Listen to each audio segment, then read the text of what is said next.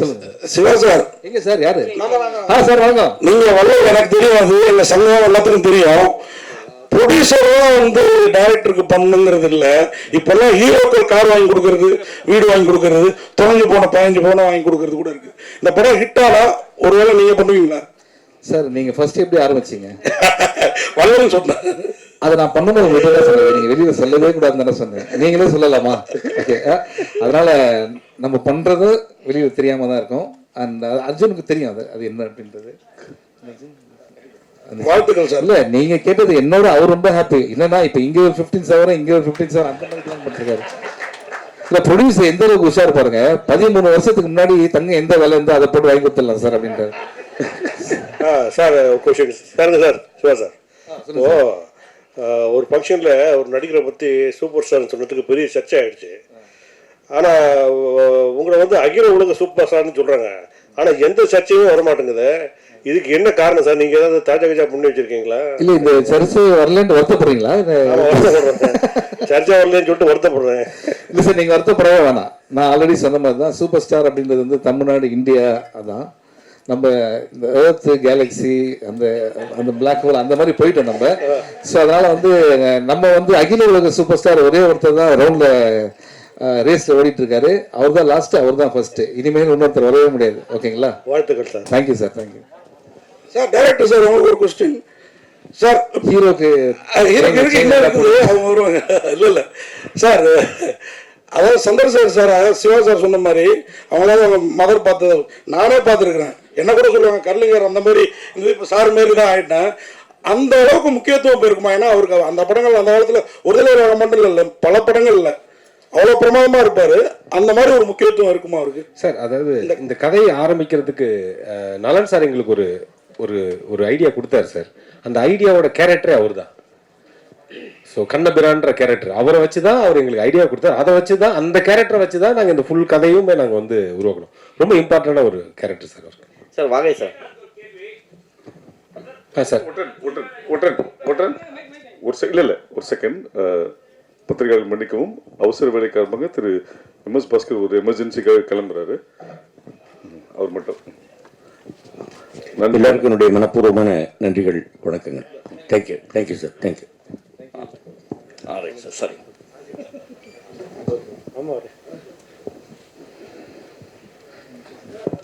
Sir. இயக்குனர் ராட்சசன், Mark Antony, அப்புறம் இந்த குட் பேட் அக்லி, இதுக்கெல்லாம் வந்து நீங்கள் வந்து இது ஸ்க்ரீன் பிளே எழுதியிருக்கீங்க.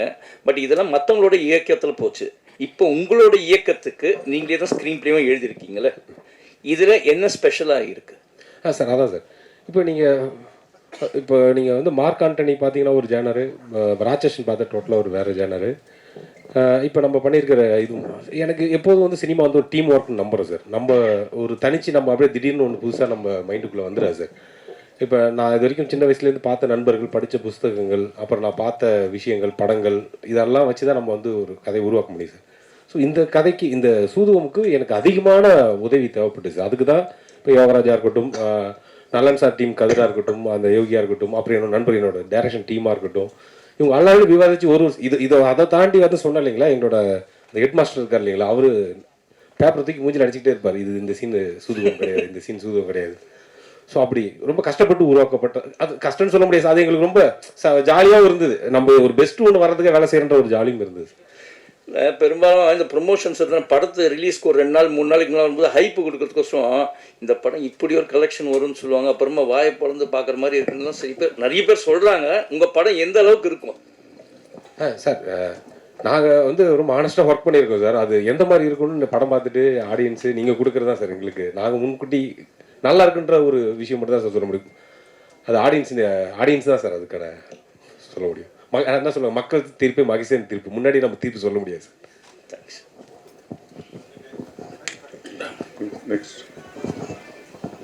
சார். வாகை சார், நீங்கள் ஆக்சுவலாகவே அரசியல்வாதி, நீங்கள் நிறைய அரசியல்வாதிகளாம் பார்த்துருக்கீங்க. ஆனால் புதுசாக பார்த்தீங்கன்னா மாநாடுலேருந்து எல்லா படங்கள்லையும் நீங்கள் வந்து புதிய கட்சிகள் நிறைய பார்த்துட்டே இருக்கீங்க படங்களில். இது எப்படி இருக்குது? ஏன்னா இதுவும் ஒரு கட்சி. ஏன்னா சமீபத்தில் விஜய் அவர்களும் தொடங்கியிருக்காரு, அந்த மாதிரி பேரும் வந்திருக்கு. ஸோ இது எப்படி இருக்குது? அந்த அரசியல் ஃபீல் எப்படி இருக்குது? அரசியலை விட்டு உங்களை வெளியில் அனுப்பவே மாட்டுறாங்க. சினிமாவிலும் சரி. ஆமாம் ஆமாம்.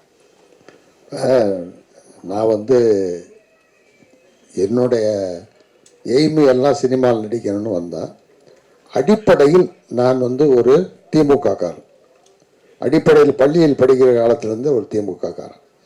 அதுக்கப்புறம் தான் நான் வந்து சினிமாவில் வந்து புகழ் பெற்ற பிறகு கலைஞர் அவர்கள் என்னை அழைத்து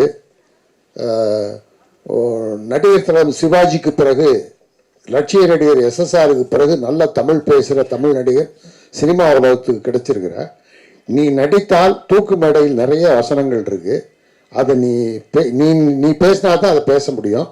ஆனால் நீ என்னோட படத்தில் நடித்தால் பல எதிர்ப்புகளை சந்திக்க வேண்டியிருக்கும், யோசிச்சு சொல்லுன்னு சொன்னார். நான் அப்போ சொன்னேன், நான் அடிப்படையிலே நான் ஒரு திமுககாரன். அதனால வந்து பராசக்தி மனோகரா வசனத்தெல்லாம் பேசி நடித்தவன் நான். எனக்காக நீங்கள் வசனம் எழுதும்போது இதை விட எனக்கு என்ன பெருமை வேணும், எத்தனை எதிர்ப்பு இருந்தாலும் நான் நடிக்கிறேன்னு சொல்லி நடித்தேன்.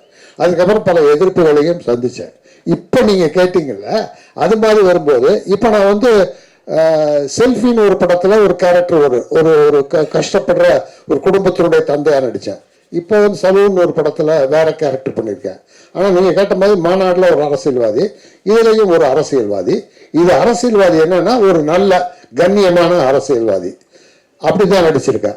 இன்னொன்று என்னன்னா, நான் நடிக்கிற திரைப்படங்களை நான் 2 வருஷத்துக்கு முன்னாடி இருந்தே நான் ஒன்று சொல்லியிருக்கேன். நான் ஏற்றுக்கொண்ட தலைமையினுடைய தலைமைக்கு அவப்பெயர் வர்ற மாதிரியோ அந்த மாதிரி ஏதாவது ஒரு கேரக்டர்னா அதை நான் தவிர்த்து விடுவேன். அது நிச்சயமாக நடிக்க மாட்டேன். அது இல்லாமல் நல்ல பாத்திரன்றப்ப நடிப்பேன். இதில் வந்து அரசியல்வாதி தான், ஆனால் ஒரு கண்ணியமான ஒரு நல்ல ஒரு சமுதாயத்தை முன்னேற்றுவதற்கு அதுக்கு மேலே அது படம் பார்த்து நீங்கள் தெரிஞ்சுக்கலாம். அந்த மாதிரி ஒரு கேரக்டர், அதனால இதில் நடிச்சிட்டு இருக்கேன். வேற கேரக்டரும் நல்ல கேரக்டர் நடிச்சிட்டு இருக்கேன். சார் திருக்குமன் சார், இதில் வந்து சூதுகவும் அதெல்லாம் போட்டிங்க, ஆனால் அகில உலக சூப்பர் ஸ்டார் அப்படின்னு ஏன் போடலை?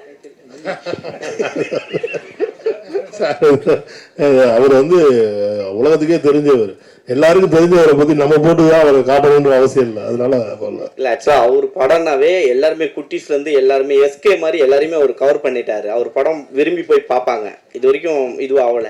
அப்படி இருக்கும்போது அவர் பேர் போட்டாவே கொஞ்சம் உங்களுக்கு வரவேற்பு இன்னும் அதிகமா இருக்கும். போட்டிருக்கோம் எல்லா இடத்துலயுமே. இது வந்து ப்ளஸ் பேக்ட்ராப், அதனால இல்லை. பட் இதுலலாம் வந்து அவர் மிஸ்ஸஸ் சிவா அவர்கள் நடிக்கும் தான் போட்டுட்டு இருக்கோம். அதுல ஒன்றும் இல்ல. பார்ட் 3 கண்டிப்பா எடுப்பீங்களா? கண்டிப்பா பார்ட் 3 எடுக்கிறோம். இல்ல 100% இல்ல. ஆல்மோஸ்ட் ஸ்கிரிப்ட் ஃபைனலைஸ் பண்ணிட்டோம். அர்ஜுன் தான் அந்த ஸ்கிரிப்டும் பண்ணி கொடுத்துருக்காரு. அதுல வந்து Mrs Siva sir and his gang அப்படியே இருக்காங்க. அது போக சந்திரசேகர் சார் இருக்காங்க, MS பாஸ்கர் சார் கண்டிப்பா இருப்பாங்க, அருள்தாஸ் சார் கண்டிப்பா அதுல இருக்காங்க. இதோட ஆண்டடா வெறும் பாபி சிம்மா சாரும் கண்டிப்பா அதுல இருப்பாருன்னு நான் நம்புறேன். தான் அவர்கிட்ட பேசணும். கருணாகரன் தான், அவர் இல்லாம சோதுகம் இதுவே கிடையாது, ட்ரையாலஜியே கிடையாது. அதனால கண்டிப்பா அவங்க எல்லாருமே இருக்காங்க.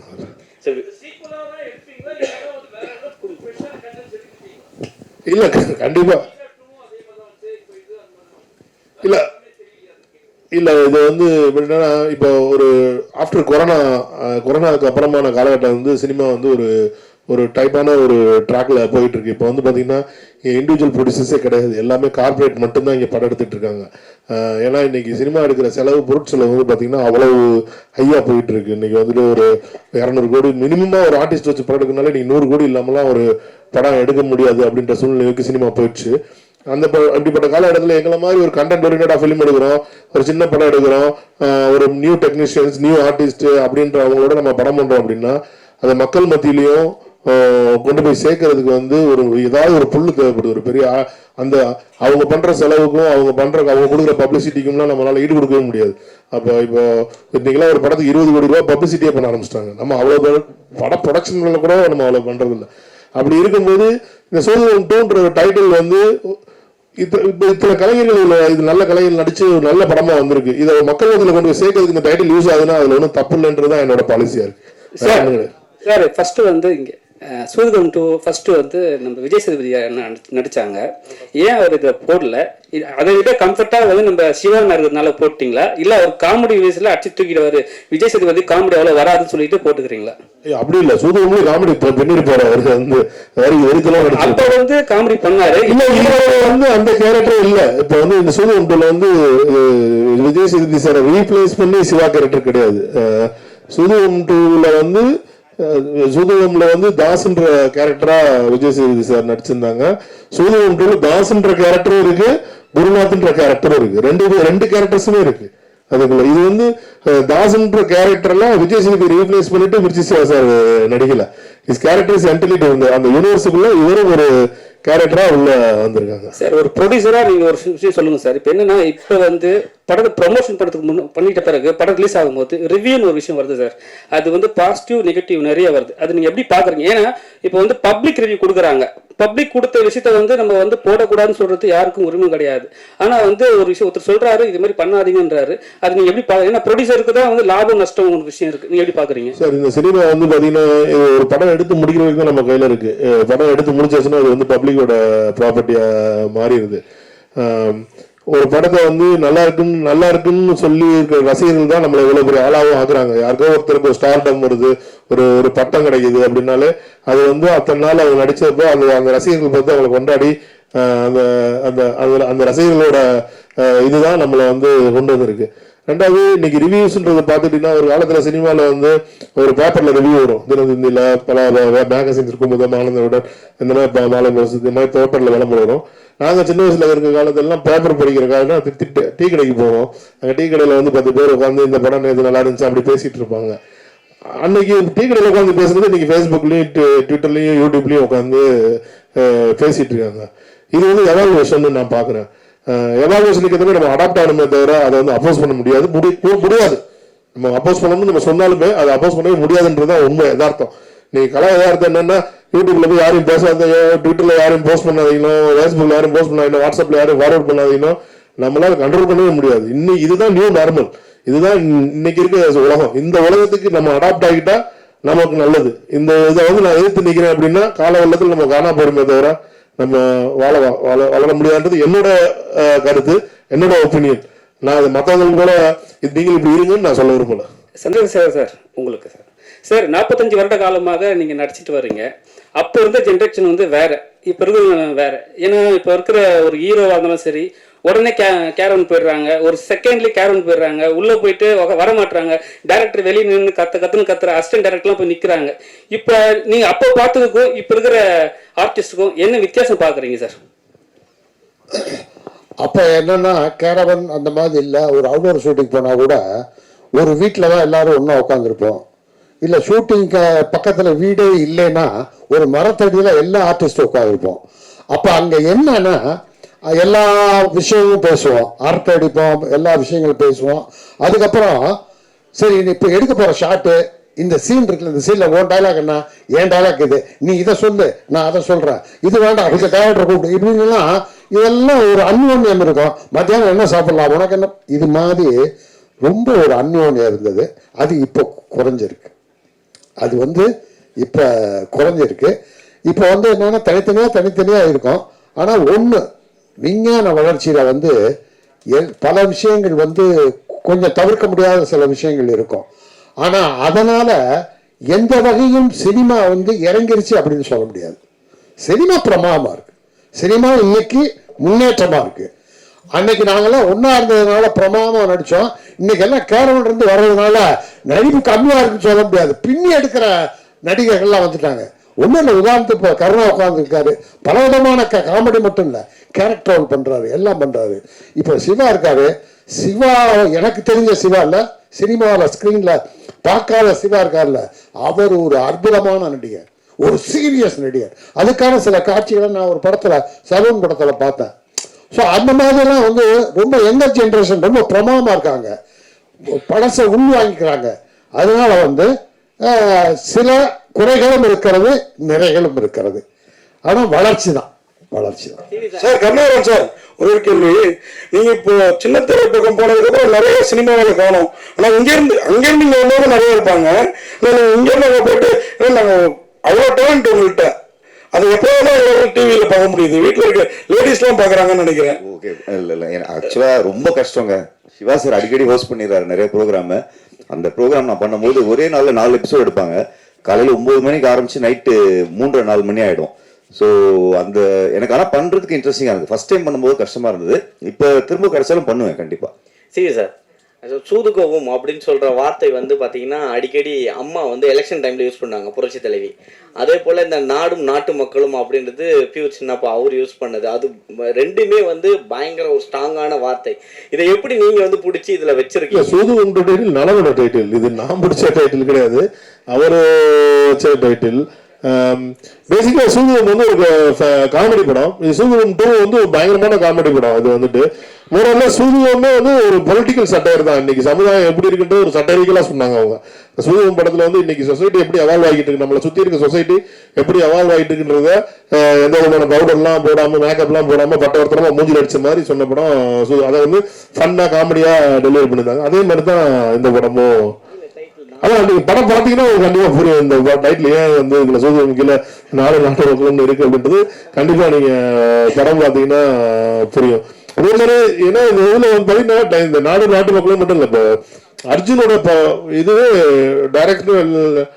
டைரக்ஷன் ஸ்டைலே அப்படிதான் இருக்கு. அவர் வந்து இப்போ நீங்க வந்து இப்போ இன்னைக்கு இவர் அடுத்த சூப்பர் ஸ்டார் அடுத்த தளபதி அப்படின்லாம் போயிட்டு இருக்கும்போது எனக்கு தெரிஞ்சு நீங்க சினிமாவில் வந்து சுந்தர் சி சாருக்கு அப்புறம் அதே மாதிரி பாட்டெல்லாம் படம் ஒரு ஆளா நான் வந்து அர்ஜுனை பார்க்குறேன்.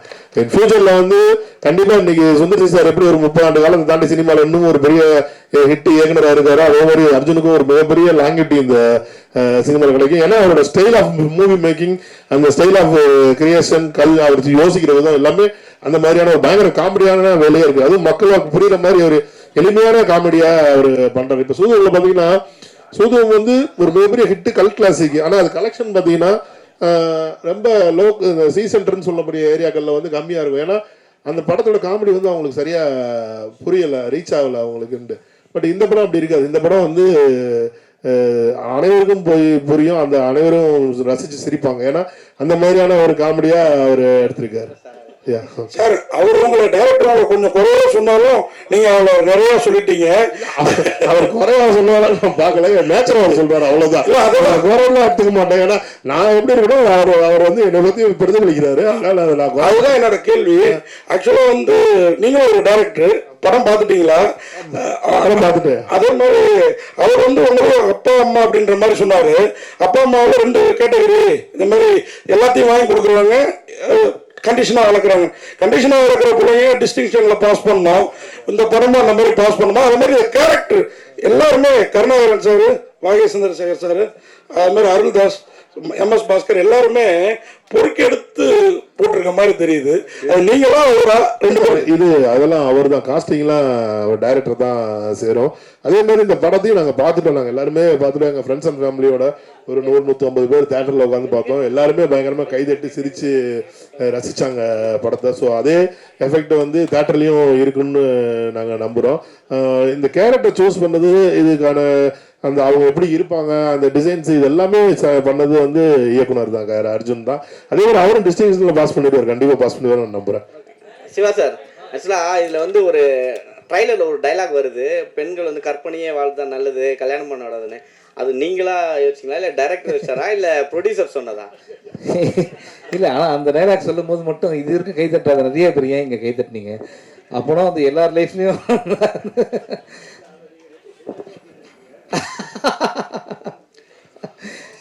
சந்திரசேகர் சார், அது வந்து கேள்வி சந்திரசேகர் சார் சொன்னதுதான். சார், நீங்க வந்து நடிகர் சங்கத்துல முக்கியமான பொறுப்புகளை வகித்தவர். இப்போ நீண்ட வருடங்களாகவே அந்த நடிகர் சங்கம் பில்டிங் வந்து கட்ட முடியாம பல இன்னல்கள், பல கோஷ்டி பூசல்கள்லாம் வருது. அதை நீங்க எப்படி பாக்குறீங்க? அதை எப்படி சரி செய்யலாம்? இல்லை, அதில் கொஞ்சம் சட்ட சிக்கல் அதெல்லாம் இருக்குன்னு நினைக்கிறேன். எனக்கு நிறைய தொடர்பு 10-15 வருஷமாக நடிகர் சங்கத்திட்ட தொடர்பு இல்லை. ஆனால் அவங்க எடுத்துக்கிட்ட முயற்சி ஒரு அற்புதமான முயற்சி, நல்ல முயற்சி. அது வந்து சினிமா கலை உலகம் பெரிய புகழ்பெற்றவர்களுக்கு மட்டும் இல்லை, கஷ்டப்படுற கலைஞர்களுக்கெல்லாம் ஒரு பெரிய வாழ்க்கை கொடுக்கறதுக்கான அமைப்பெல்லாம் அதுக்குள்ளே இருக்குது.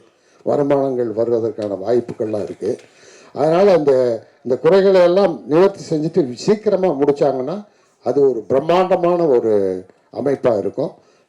எனக்கு தெரிஞ்சு வேறு மாநிலங்களில் இவ்வளோ பெரிய கட்டடம் நடிகர் சங்கத்திற்கு இருப்பது நம்மளுடைய தமிழ்நாட்டில் மட்டும்தான் நினைக்கிறேன். அதனால் அது விரைவில் அது முடிக்கப்பட வேண்டும், அது தொடங்கப்பட வேண்டும் என்று நான் வாழ்த்துகிறேன். அனைவருக்கும் நன்றி, வணக்கம்.